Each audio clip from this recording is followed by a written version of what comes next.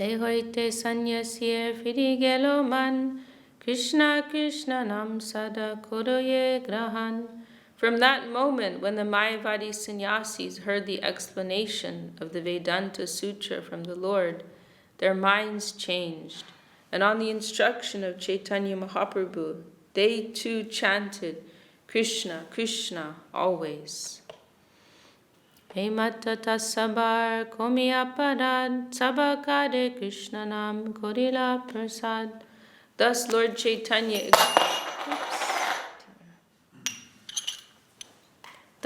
Chaitanya excused all the offenses of the Mayavadi sannyasis and very mercifully blessed them with Krishna Nam. Tobe sab sannyasi Mahaprabhu ke loya, Bhikka korilen sobe majhe vosaya. After this, all the sannyasis took the Lord into their midst, and thus they all took their meal together. Bhiksha kori Mahaprabhu aila vasagor, heno Ch.Ch. lila kore goranga sundar. After taking lunch among the Mayavadi sannyasis, Sri Chaitanya Mahaprabhu, Gaura Sundar, returned to his residence. Thus the Lord performs his wonderful pastimes. Chandrasekhar tapan mishar sanatan, shunideki anandita sabakarman. Hearing the arguments of Sri Chaitanya Mahaprabhu and seeing his victory, Chandrasekhar, Tapan Mishra, and Sanatana Goswami were all extremely pleased.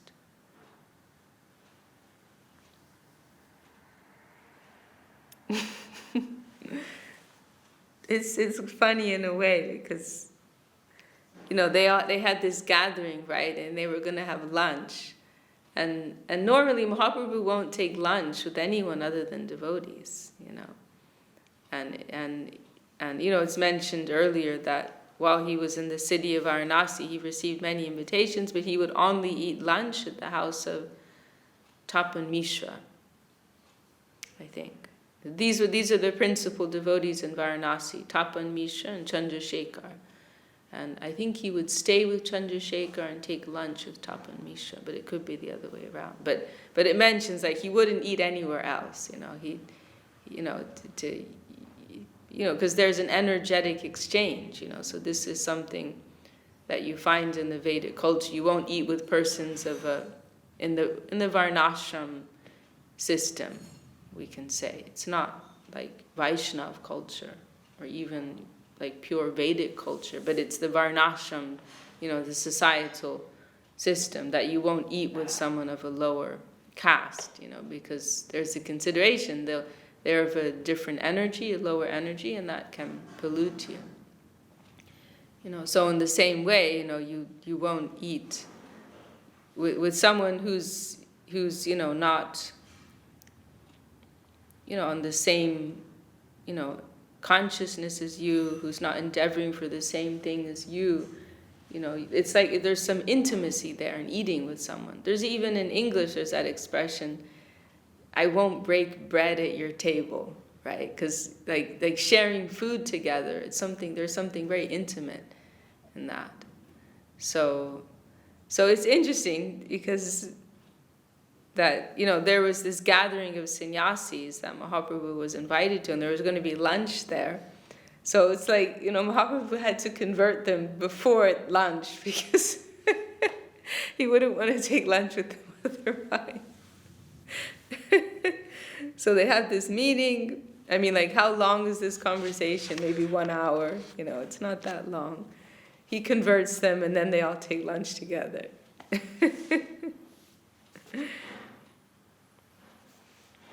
Thus the Lord performs his wonderful pastimes. Heno Ch.Ch. Lila, his astonishing pastimes. Kore Goranga Sundar. Hearing the arguments of Chaitanya Mahaprabhu and seeing his victory, Chandrasekhar, Tapan Mishra, and Sanatana Goswami were all extremely pleased. Prabhu ke dekite aise sakal sannyasi, Prabhu prashamsa kore sabvaranasi. Many Mayavadi sannyasis of Varanasi came to see the Lord after this incident, and the entire city praised him. because it's a major event. So this would have spread like wildfire throughout the city and made Mahaprabhu like this celebrity overnight. Varanasi Puri Aila Shri Krishna Chaitanya Puri Saha Sarvalok Hoila Mahadanya. Sri Chaitanya Mahaprabhu visited the city of Varanasi, and all of its people were very thankful. The crowd, Laka Laka Lokaise Prabhu Ke Dekite, Mahabira Hoilo Dware Nare Praveshite. The crowd at the door of his residence was so great that it numbered hundreds of thousands. Prabhu Jabe Jana Vishveshwar Darashane Laka Laka Lokasi Milese Istane. When the Lord went to visit the temple of Vishveshwar, hundreds of thousands of people assembled to visit him.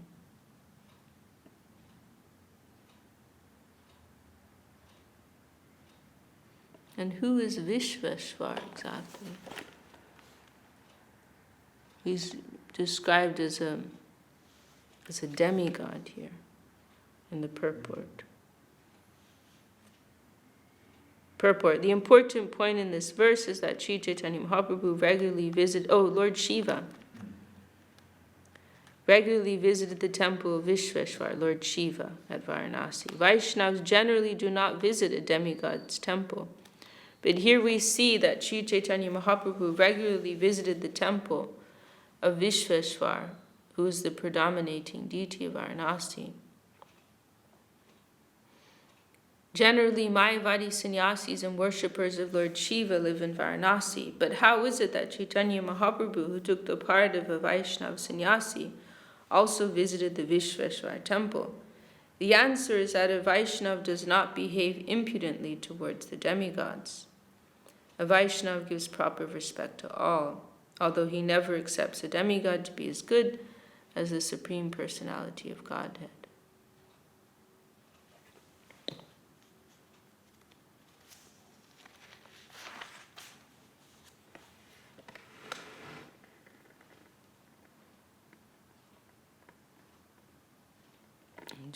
And it's quite a long purport, including verses from Brahma Samhita about the relationships with the demigods, with Krishna. So I'll just read this last paragraph as well. We must offer proper respects to all the demigods. If one can offer respects even to an ant, why not to the demigods? One must always know, however, that no demigod is equal to or above the Supreme Lord. Ekala Ishwar Krishna Ar Sabritya. Only Krishna is the Supreme Personality of Godhead, and all others, including the demigods such as Lord Shiva, Lord Brahma, Goddess Durga, and Ganesh, are his servants. Everyone serves the purpose of the Supreme Godhead. And what to speak of such small and insignificant living entities as ourselves? We are surely eternal servants of the Lord. The Mayavad philosophy maintains that the demigods, the living entities, and the Supreme Personality of Godhead are all equal. It is therefore a most foolish misrepresentation of Vedic knowledge. Snan korite jabe jana ganga tire, tahai sakalo koi mahabire. Whenever Lord Chaitanya went to the banks of the Ganges to take his bath, big crowds of many hundreds of thousands of people assembled there. Bahutuli Prabhu bole, bolo hari hari, hari dwani kore log swargamartya bodhi. Whenever the crowds were too great, Sri Chaitanya Mahaprabhu stood up, raised his hands, and chanted, Hari, Hari, to which all the people responded, filling both the land and sky with the vibration. Lok nishtariya prabhur cholite hoilo man, Vrindavane pataila Shri Sanatan. After thus delivering the people in general, the Lord desired to leave Varanasi. After instructing Shri Sanatan Goswami, he sent him toward Vrindavan.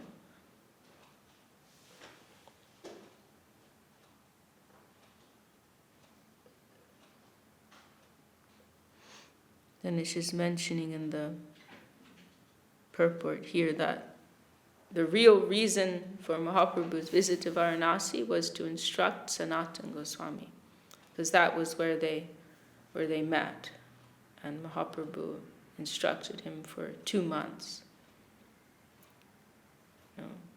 Rupa and Sanatan, they were the principal followers of Mahaprabhu who were empowered to put his teachings into writing. So Mahaprabhu personally instructed them, Rupa Goswami for 10 days and Sanatan for 2 months. So this is at the time when Sanatan was he'd been stuck in his work in the government, in the Muslim government, and he was finally able to escape, and he met with Mahaprabhu here in Varanasi, and it was then that Mahaprabhu took 2 months to instruct him. And later on in the Madhya Lila, there's more elaborate description of that. This chapter here is kind of like what do you call it? It's describing future events. We're in the Adi Lila, but it's describing events in the Madhya Lila. So it's kind of jumping ahead. Because we haven't even heard Mahaprabhu's birth pastime yet. So it's jumping ahead as an example of the activities of the Panchatattva.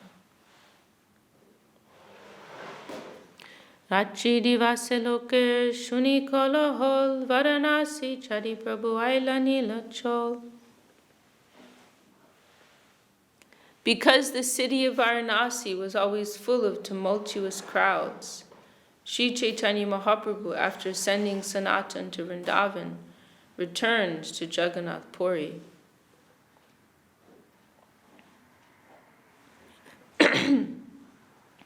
Ei lila kohibe age vishtar kariya, sankepe kohilu iha prasangapaya. I've given here a brief account of these pastimes of Lord Chaitanya, but later I shall describe them in an extensive way. Hey Panchatattva Rupe Shri Krishna Chaitanya Krishna Nama Premadiya Vishwa Koila Danya. Shri Krishna Chaitanya Mahaprabhu and his associates of the Panchatattva distributed the holy name of the Lord to invoke love of Godhead throughout the universe. And thus the entire universe was thankful. Patarate Patailo Rup Sanatan Dui Senapati Koila Bhakti Pracharan. Lord Chaitanya dispatched the 2 generals, Rupa Goswami and Sanatana Goswami, to Vrindavan to preach the Bhakti cult. Nityananda Gosaye Pataila Goda Deshe Teo Bhakti Prachari Lashe Shavisheshe. As Rupa Goswami and Sanatana Goswami were sent toward Mathura, so Nityananda Prabhu was sent to Bengal to preach extensively the cult of Chaitanya Mahaprabhu. So, Mahaprabhu had like his generals and he had them sent to different parts of the country. And so, in particular, Rup Sanatan were for the Vrindavan, Mathura, UP area, and Nityananda Prabhu was for the Bengal area.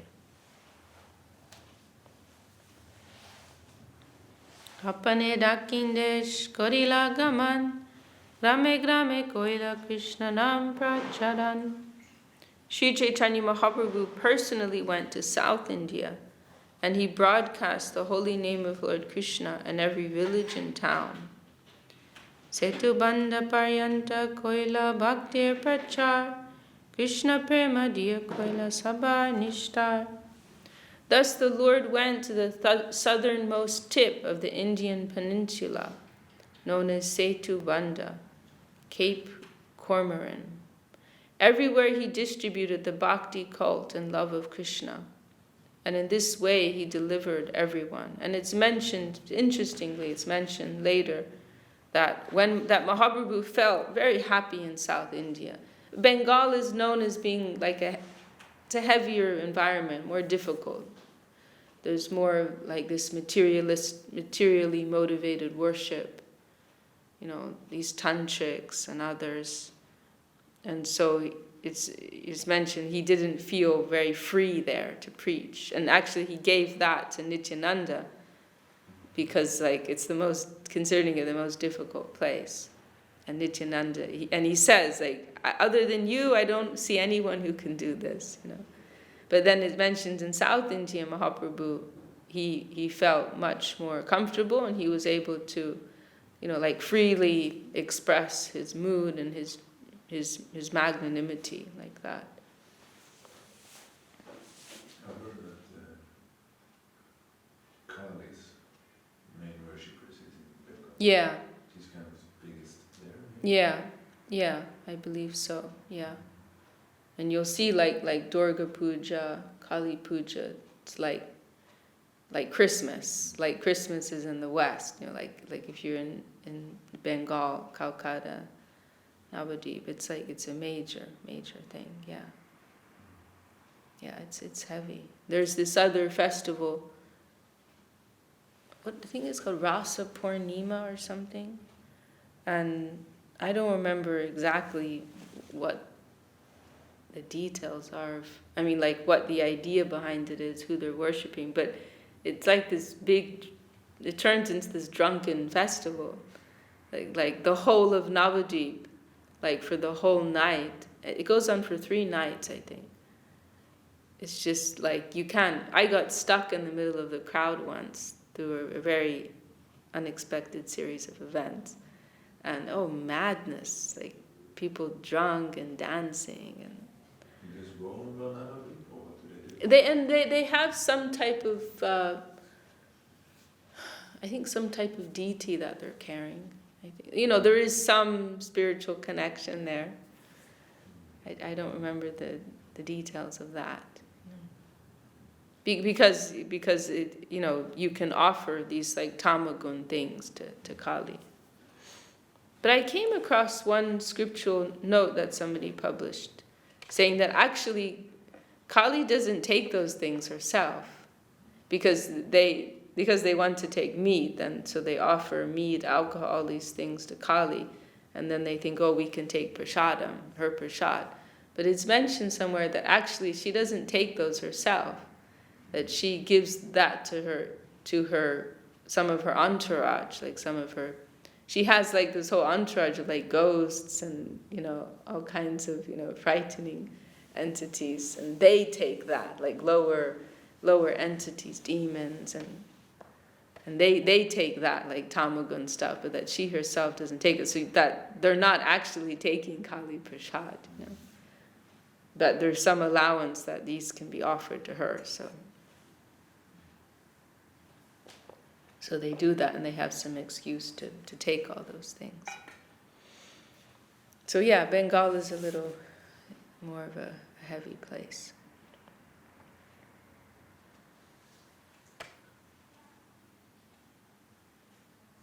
And, Srila Sridhar Maharaj has also mentioned, Mahaprabhu purposely chose Bengal to appear there because of that, because of he wanted to create that contrast.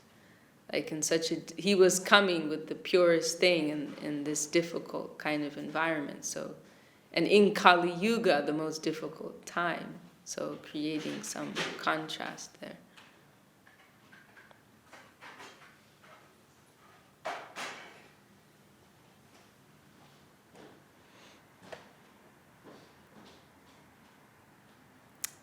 Thus the Lord went to the southernmost tip of the Indian peninsula, known as Setubanda, Cape Comorin. Everywhere he distributed the Bhakti cult and love of Krishna. And in this way he delivered everyone. Eto kohilo pancha tattva vyakyan, ihar shavane hoy chaitanya tattva gyam. I have thus explained the truth of the Pancha Tattva. One who hears this explanation increases in knowledge of Sri Chaitanya Mahaprabhu. Sri Chaitanya Nityananda Advaita Tinjan Shivas Gadadharadi Jata Bhaktagam. While chanting the Pancha Tattva mantra, one must chant the names of Sri Chaitanya, Nityananda, Advaita, Gadadhar, and Srivas with their many devotees. This is the process. Okay, that's a little confusing. Sabakar Parapadme Koti Namaskar Jai Ch.Ch Kohi Kichu Chaitanya Vihar. I again and again offer obeisances unto the Panchatattva. Thus I think that I will be able to describe something about the pastimes of Lord Chaitanya Mahaprabhu. Shri Rupa Raghunath Pade Jarash Chaitanya Charitamrita Kohe Krishna Das. Praying at the lotus feet of Shri Rup and Shri Raghunath, always desiring their mercy, I, Krishna Das, narrate Shri Chaitanya Charitamrita, following in their footsteps. That's the end of chapter 7.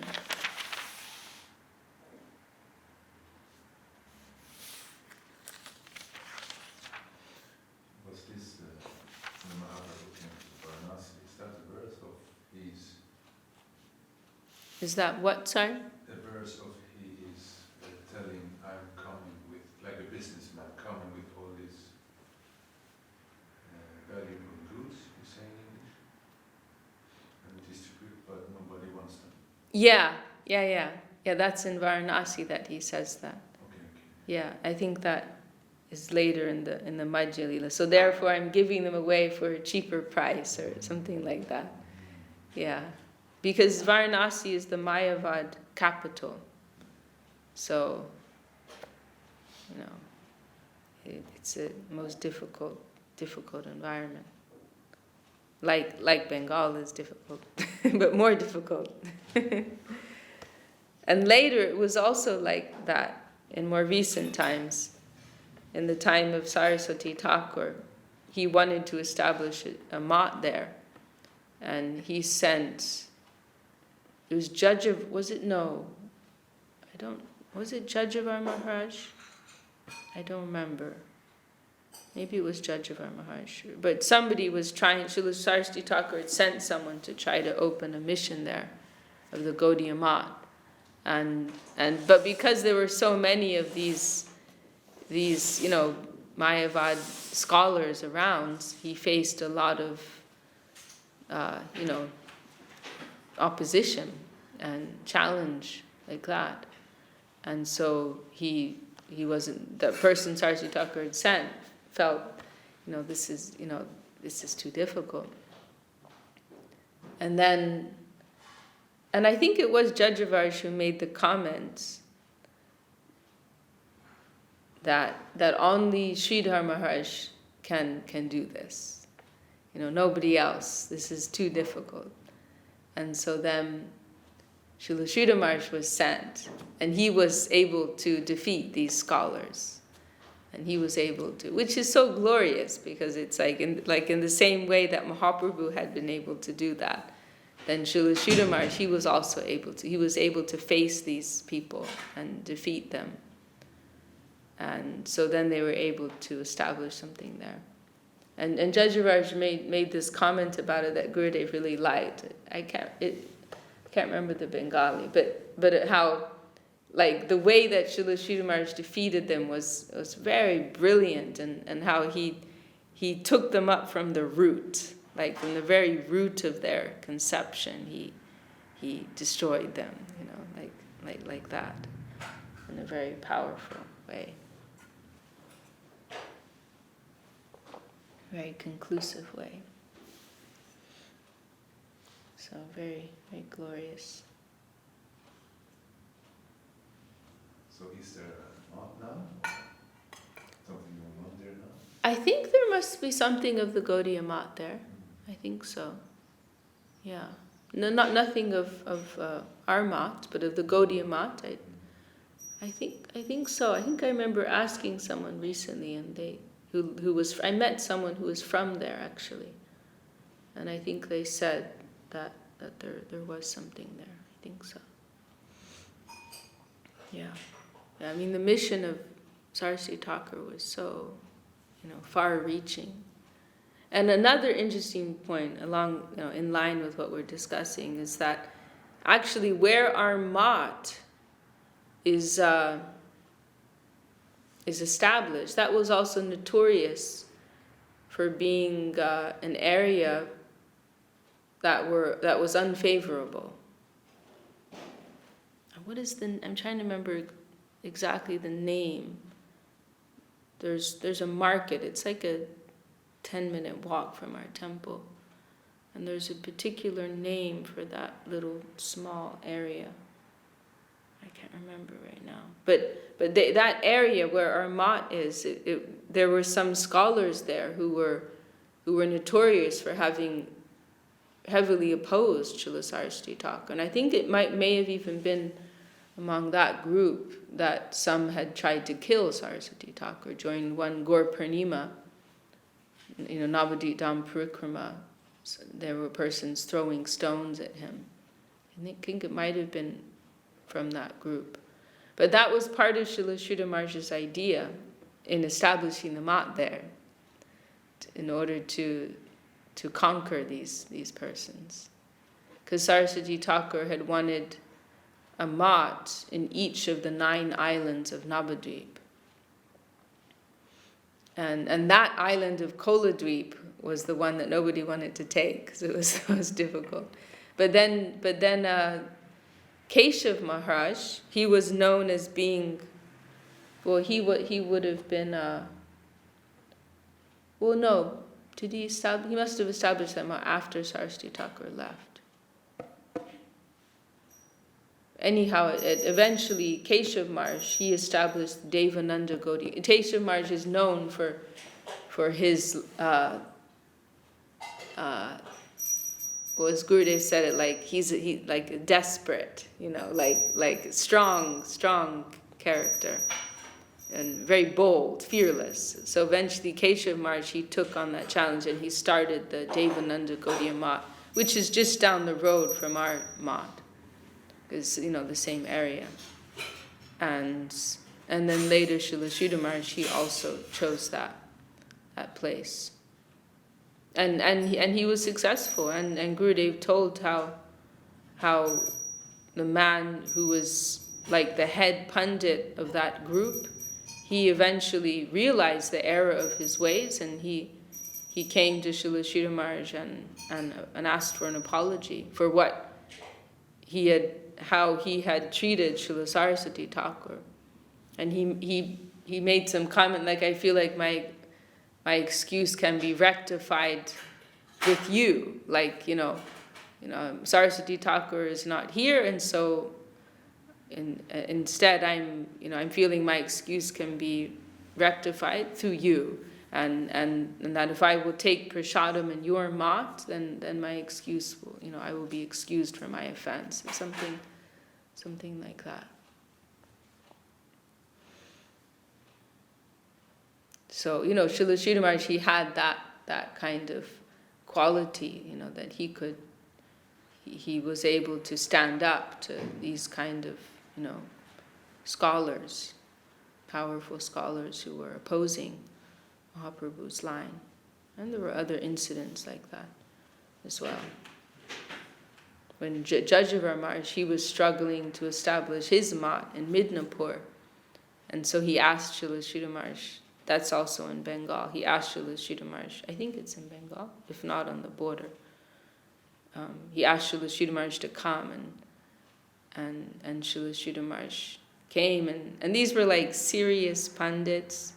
Gurudev told how Gurudev was there, and he said that the head pundit of that group, he spent 2 hours just listing his questions, like describing what his questions were.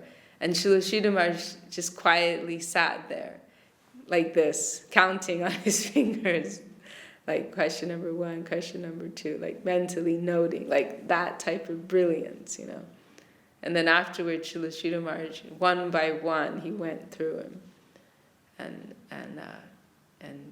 defeated every single point, and established his Guru Maharaj's conception.